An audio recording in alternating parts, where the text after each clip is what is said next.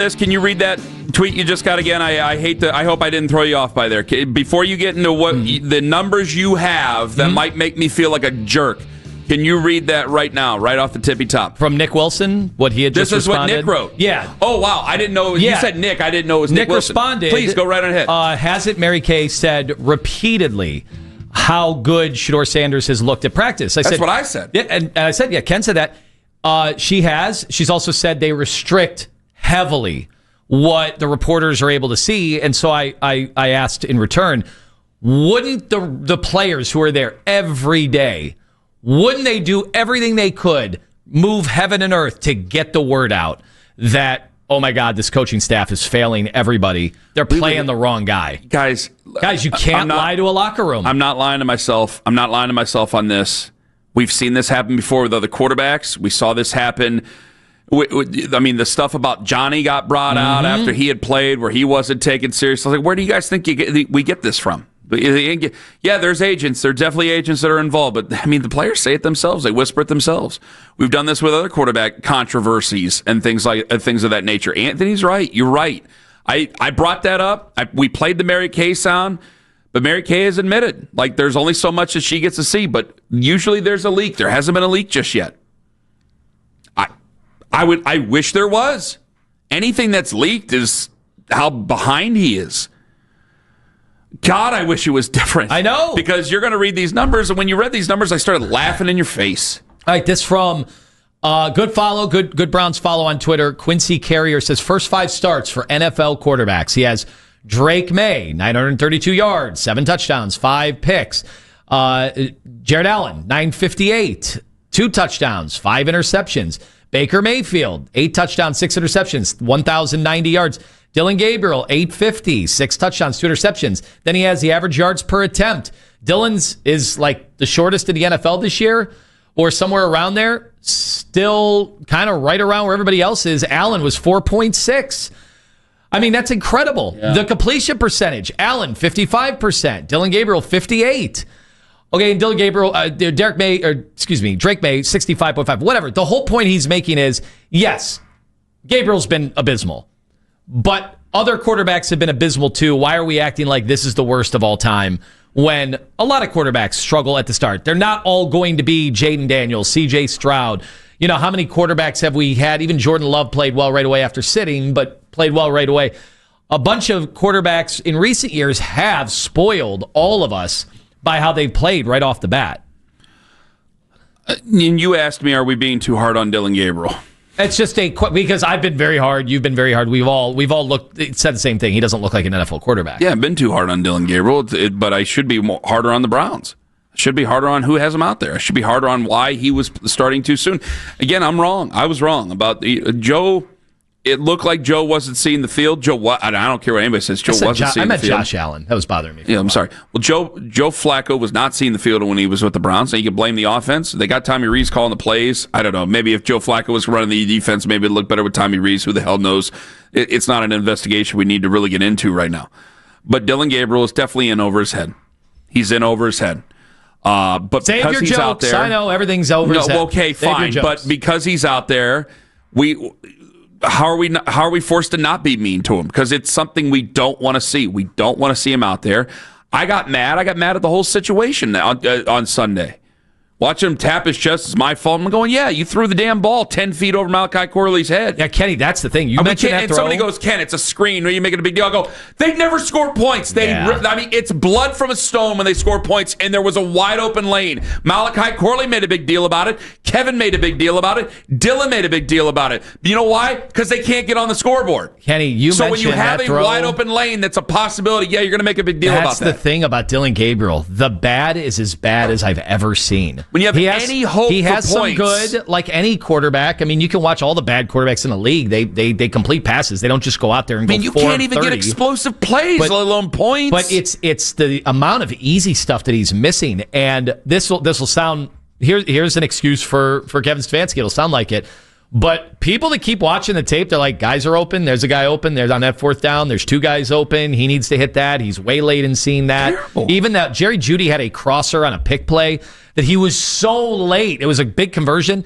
So late in getting him the football. Like he was open immediately. You're not giving him a chance. And the downfield throw, what'd you call the downfield throws, Kins? Hot air balloons. Oh. No, what Lima called them. Lima had the thing about it. Golf? Yes. And that was the touchdown. It's like Mary Poppins leaving the house. Whoop. Off she goes.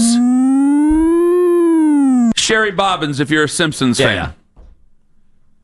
Yeah, I'm not trying to be mean to him. Like, it's easy to make jokes about the quarterback out there. It's like, okay, who put him out there?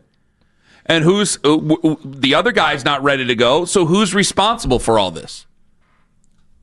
Yeah. Oh, I'm supposed to keep them all together just because, what? They had one good draft this last year? Carson Schwarzenegger's a dog. Got him. All right. You found him. I'm glad I got something out of you. 216-474-0092. I'm not trying to be mean. I have to be mean towards Dillon Gabriel because that's what he sees out there. That's what we see out there in the field. I'm really trying to hold back as best I can. I'm not making height jokes.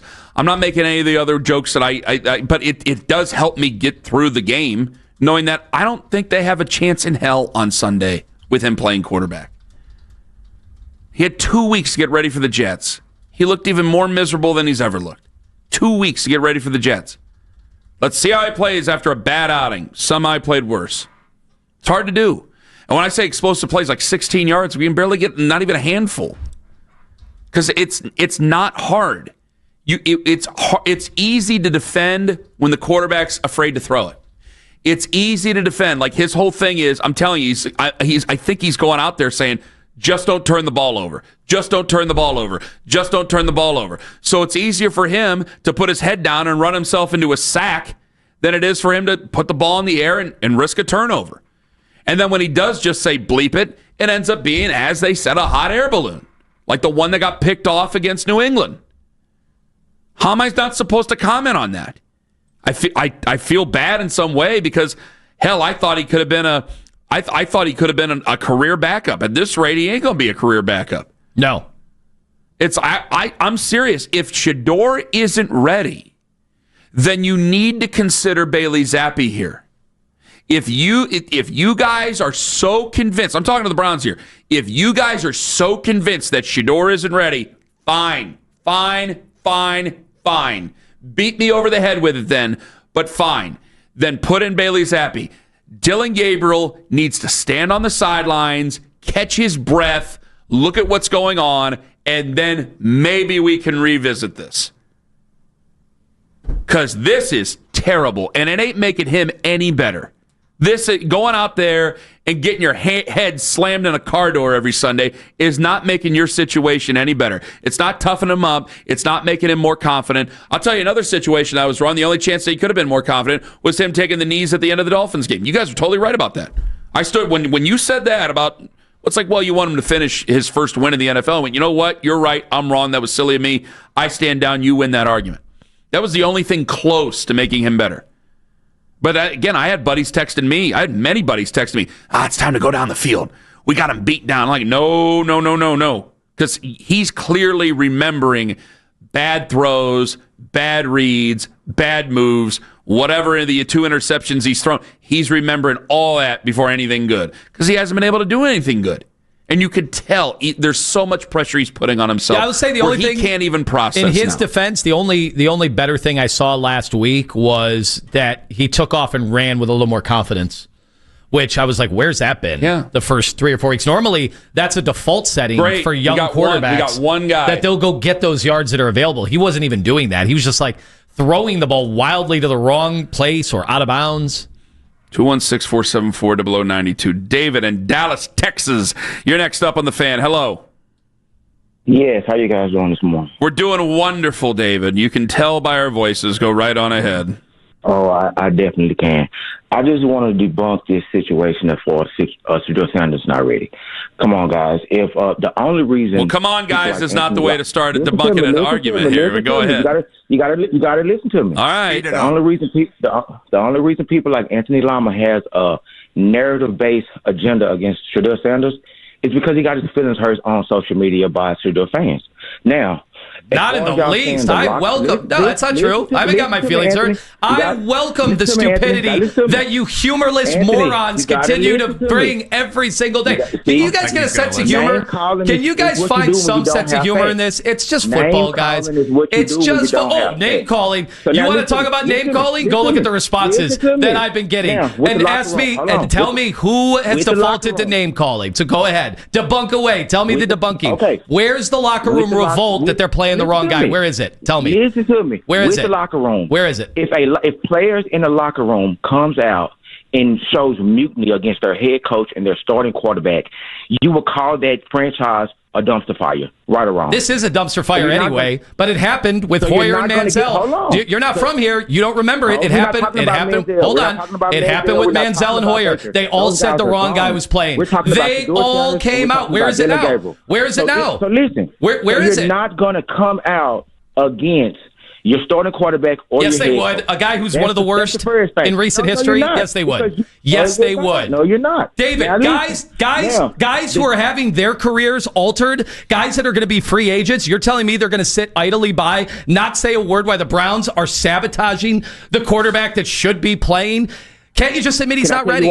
David, can't you admit it? Can I tell you why? You can't admit it. Can I tell you why? You can't do it. Can I tell you why? You won't do it. Why they won't come out a mutiny? Because they know the quarterback that is in waiting will eventually get on the field. And when he gets on the field, they have seen once the what he's season's done in over. practice. Once they're eliminated from anything, that's when it's going to happen. It doesn't matter. Boy, that's He a has vote of confidence for your guy. contract. Hey, we're going to wait till our season is done, and we're all just playing to put stuff on tape. Let me get to my second Why point. would they wait? You wait. Now, can I get to my second point? Sure. Now, You're 0 for 1. Carrier and all the other quarterbacks that y'all talk about have started their careers trash and, it's Drake May. I didn't seen Brett Favre. I didn't seen Peyton Manning. Now, check this out. Which one of those quarterbacks are you bypassing to take Dillon Gabriel? Neither one. None of them. So let's kill that argument. Okay, now but they bypassed your guy to take Dillon Gabriel 2 rounds earlier. Only 6 teams needed a franchise quarterback in this draft. You keep saying 32. The Cleveland Browns, Tennessee Titans, New Orleans Saints, Pittsburgh Steelers. These are the guys that needed quarterbacks. And you think franchise quarterbacks go in the 5th round, typically? Listen to me. Now let me get to the 26th draft that you guys said that was all world and why Andrew Berry is a genius. The 26th, when he drafted this year, he drafted 2 running backs, Thunder and Lightning. He drafted a great tight end. He drafted a great middle linebacker, and he drafted an okay defensive lineman. What he didn't draft, and what y'all always complain about, he didn't get receivers. He didn't get O-linemen. Why? Because he understood Kevin Stefanski wanted Dillon Gabriel, and he knew Dillon Gabriel wasn't it. So what did he do? And what the NFL allowed him to do? He waited to the 5th round, drafted Shedeur Sanders, and when now what's highly toutable in the 26th draft? Offensive linemen and receivers.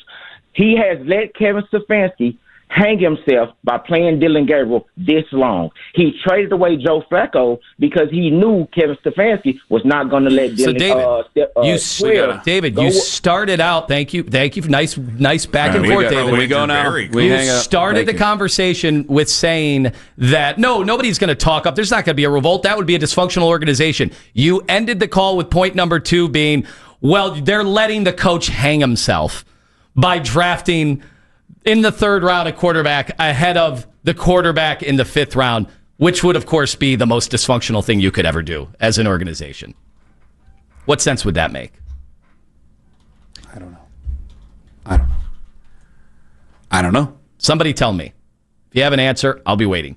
I got 45 more minutes. It turned into a pro Andrew Berry call at the end, I didn't expect that. Which is not where I thought we'd be in life right now. I don't understand the Samson pick. The Thunder and Lightning thing, you took 1 running back. You didn't need to take. You got to let it thunder more than 9 times a game, too. That's true. All right. Are we being too hard on Dillon Gabriel was the original question. Apparently. And I said yes, because he's being put in a position where we have to be hard on him. I'm getting people saying absolutely.